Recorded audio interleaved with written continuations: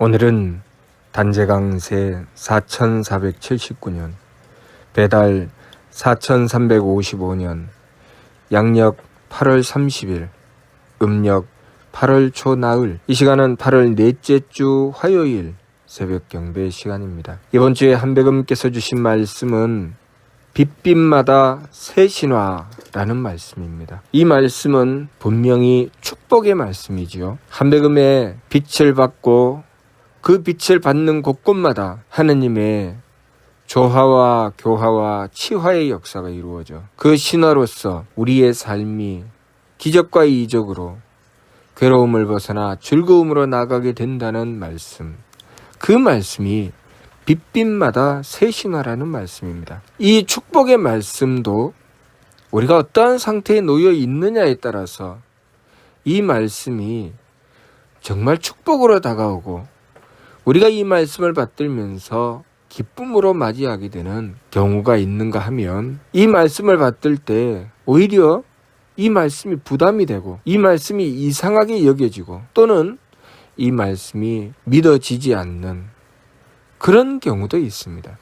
왜 그럴까요? 그것은 마치 우리가 아주 고급스럽고 좋은 물건들이 많이 있는 백화점에 가서 그 물건들을 쭉 둘러볼 때 어떤 사람은 그 물건들을 보면서 기뻐하지요. 아, 이렇게 좋은 물건들이 많이 나와 있구나. 이 물건도 사서 쓰면 좋겠고 저 물건도 사서 쓰면 좋겠구나. 이것은 참 우리의 삶에 편리를 주니 이 물건을 사서 써야 되겠다. 이렇게 생각하며 그 물건을 둘러보고 그 물건들을 사서 쓰려고 하는 사람이 있는가 하면, 물건이 좋기는 좋은데 그 물건을 그림의 떡처럼 볼 수밖에 없는 사람도 있죠. 내가 그 물건을 살 만한 돈이 있으면 그 물건들을 쭉 둘러보면서 이 물건을 살까 저 물건을 살까 라고 생각할 수 있지만, 내 수중에 가진 돈이 하나도 없다면 아무리 좋은 물건들을 보아도 그냥 안타까울 뿐, 아, 저런 물건이 있으면 좋겠는데 참 좋은데, 그렇지만 그 물건을 도무지 살 수가 없는 것이죠.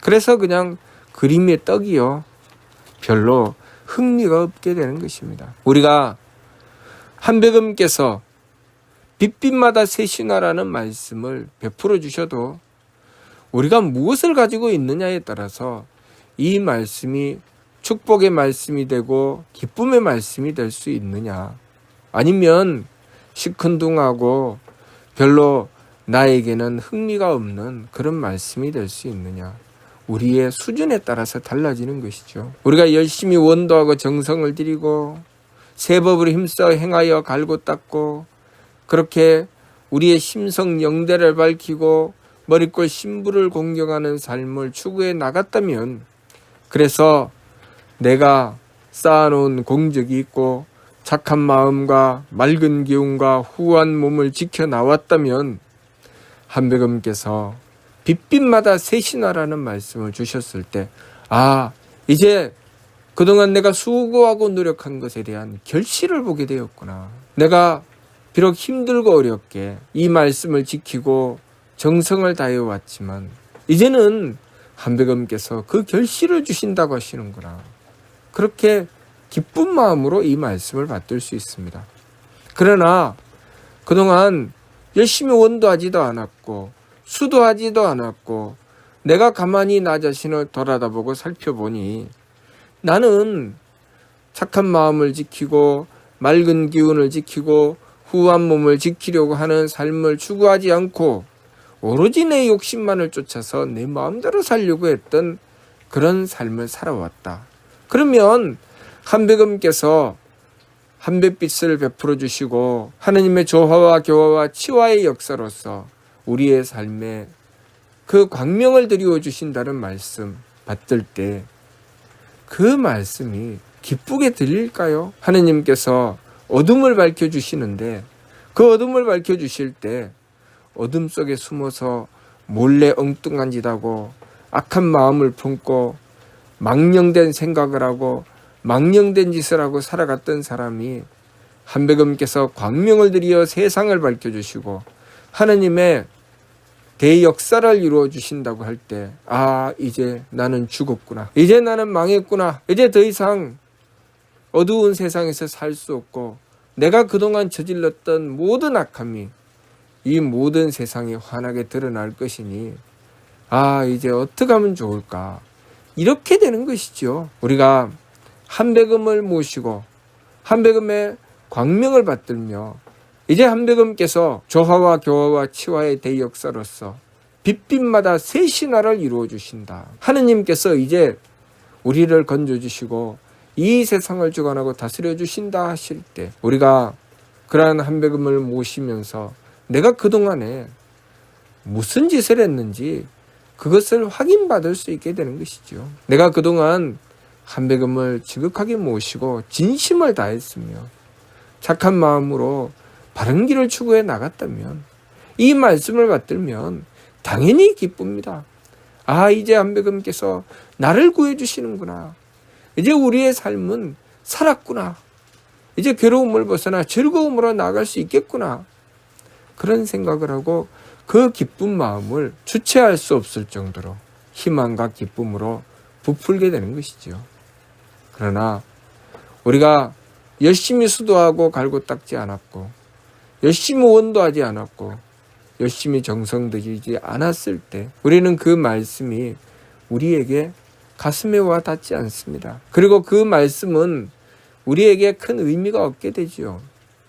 단지 내가 원하는 것은 내 욕심을 채워주신다는 말씀을 주셔야 나에게 기쁨이 되는데, 또 내가 몰래 악함을 저지르고 망령된 생각으로 행하여도 하느님께서 그냥 나에게 좋은 대로 내 욕심만 채워주시고 남들은 외면하고 다른 사람들이야 죽든 살든 오로지 나만 살려주시는 하느님, 나만 지켜주시는 한백음님, 그런 한백음님이라야 내가 기쁠 텐데, 한백음께서 광명을 들이워 세상을 밝혀주시고 이치로서 주관하고 다스려 주시며 그렇게 빛빛마다 새 신화로서 이 세상을 주관하고 다스려 주신다고 하시니, 아이고, 이제 밝은 세상이 돼서 나는 내 마음대로 살 수가 없겠구나, 내 욕심을 채울 수가 없겠구나, 이런 생각을 할 수밖에 없습니다. 우리가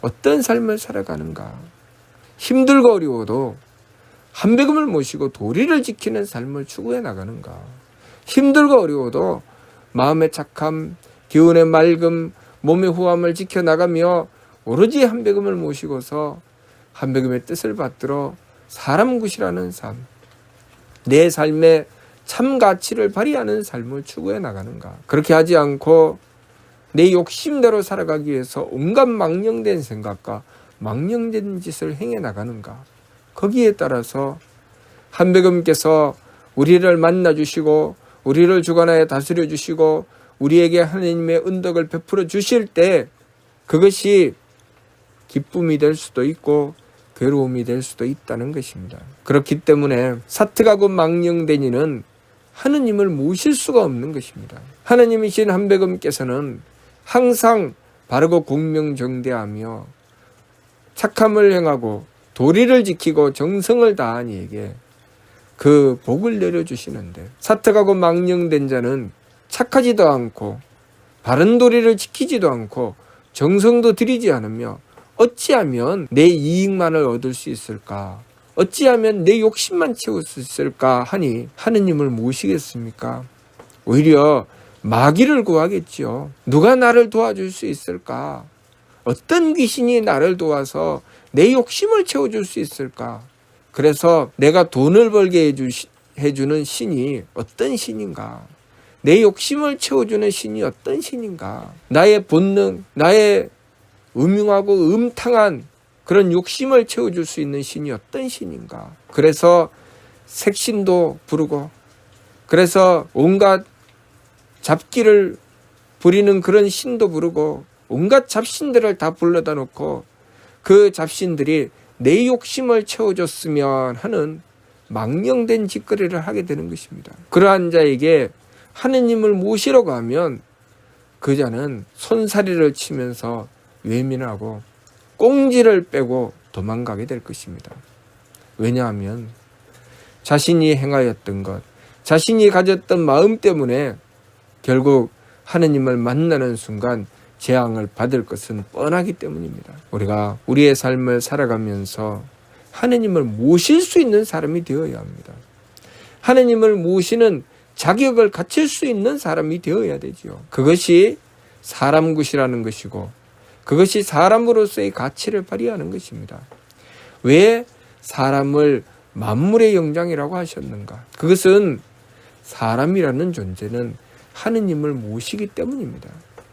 신사기 조하기에 하느님께서 사람을 사랑하셨다고 하셨습니다. 사람을 사랑하셔서 거듭 복을 주셨다고 하셨습니다.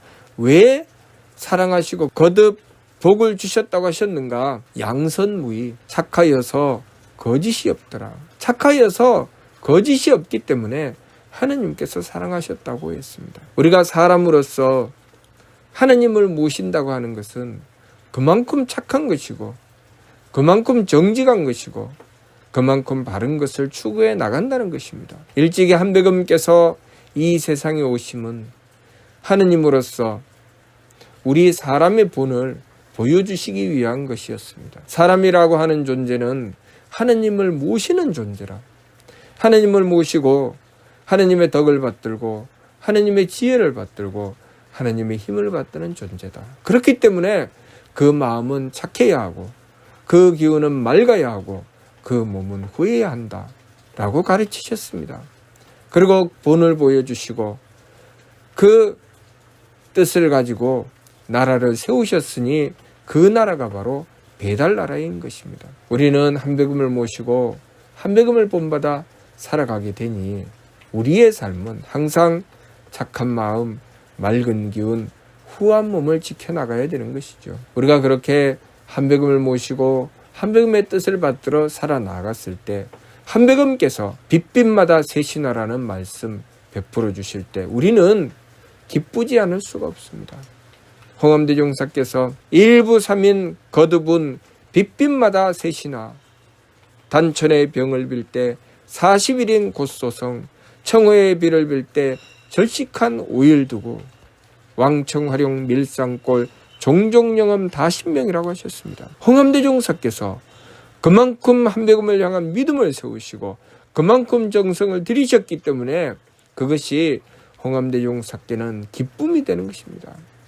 그러나 만일 우리가 한백음을 향하여 그만한 믿음과 정성을 세우지 않았을 때 홍암대종사님과 같은 상황에 놓였다고 생각해 봅시다. 역병이 돌고 있는데 한백음께서 얘야 단천마을로 가자 이렇게 얘기하겠죠. 왜 이러십니까 한백음님? 나 죽일 일이 있으십니까? 도대체 나에게 왜 이렇게 괴로움을 주시려고 하십니까? 무엇 때문에 그러십니까? 나 좀 편안하게 살면 안 됩니까? 왜 죽을 곳으로 나를 끌고 가시려고 그러십니까? 이렇게 하겠죠. 그러나 홍암대종사께서는 기쁘게 받아들이시고 오히려 사람이 말리는 그곳을 뚫고 들어가서 그곳에 전염병이 돌아와서 죽어가는 사람들을 가서 머리에 손을 얹으시고 기둥에는 이신대명이라는 글을 써붙이시고 각사를 모시며 한백음께 그들의 생명을 구해 주시라고 원도하셨습니다. 그렇게 지극한 마음으로 이신대명이 무엇입니까? 이들의 생명을 이 몸으로서 대신한다. 그렇게 이들의 생명을 구해 주십시오 하는 원도를 드리신 것이죠. 나중에 9월산 삼성사에 나가셔서 한백음께 이 세상의 죄를 대로받고 순명조천하셨던 그 뜻이 9월산 삼성사에서 그때 잠깐 생긴 뜻이 아니라 홍암대종사께서는 항상 그러한 뜻으로 원도하고 정성 들이셨다는 것이죠. 그래서 그 힘으로 단천마을에 죽어가는 사람들을 살려내신 것입니다. 그것이 바로 이신대명이죠. 청어의 비를 빌 때 절식한 5일 두고 가뭄이 들어서 농사가 흉년이 되어가고 있는데 홍암대종사께서 절식을 하셔서 한백음께 또한 비를 빌고 5일 두고 그렇게 한백음께서 비를 내려주셨다. 그런 말씀이죠. 만일 또한 우리가 그렇게 한백음을 향한 믿음과 정성을 가지지 않은 상황에서 홍암대 종사님과 같은 입장에 놓였다. 가뭄이 들어있는데 네가 절식을 해서 원도해라. 쉽게 말해서 금식이나 단식을 해서 원도해라 라고 하셨을 때 우리는 어떤 생각을 할까요? 왜 나를 또 굶기십니까? 왜 나를 이렇게 힘들게 하십니까? 좀 그만 좀 하세요. 사람 괴로워서 죽겠습니다. 이렇게 생각하지 않을까요? 우리가 얼마나 준비가 되어 있느냐, 얼마나 믿음과 정성으로 갖추어져 있느냐에 따라서 내가 하느님으로부터 받은 사명이 기쁨이 될 수도 있고 하느님으로부터 받은 사명이 괴로움이 될 수도 있는 것입니다. 우리가 한백음을 모시고 한백음께서 베풀어 주시는 그 광명이, 그 신화가 우리의 삶의 기쁨이 된다는 것은 우리가 그만큼 준비되어 있을 때 기쁨이 되는 것이죠. 마치 내가 충분한 돈을 가지고 백화점에 가면 그 백화점에 가서 물건을 사며 내가 충분히 그 기쁨을 얻게 되는 것처럼, 내가 돈 한 푼 없는데 백화점에 가서 아무리 이 물건 저 물건 살펴보아 봤자 그것은 나와는 아무 상관없는 것이 되는 것이죠. 그런 것처럼 우리가 평소에 한백음을 모시고 얼마나 원도하고 정성을 들이는가, 얼마나 믿음을 바르게 세우는가, 그것에 따라서 한백음께서 베풀어 주시는 은덕이 나에게 기쁨이 되고 보람이 되고 한백음의 가르침이 나의 행복이 되는 삶이 될 수도 있고, 내가 한백음을 모시고 원도하고 정성 들이는 삶을 살지 않고 내 마음대로 망령되게 살아가게 되면 한백음께서 나에게 다가오시는 그 순간부터 내 삶이 괴로울까봐 염려하고 걱정하며 오히려 한백음께 원망하고 한탄하게 되는 것입니다. 그러니 우리가 어떤 삶을 살아갈 것인가? 이번 주 말씀 빛빛마다 새 신화라는 말씀을 받들고 내가 문득 기쁘고 행복하며 이제 내가 한백음께 원도하고 정성 들인 것에 대한 결실을 보는구나. 내 삶이 이제 기쁜 삶, 보람된 삶이 되겠구나 라고 여겨진다면 그 사람은 그동안에 열심히 원도하고 정성을 들인 것이죠. 그러나 이 말씀이 나에게 별로 의미도 없고 아무 뜻도 없고 빛빛마다 새 신화가 무슨 상관이 있어?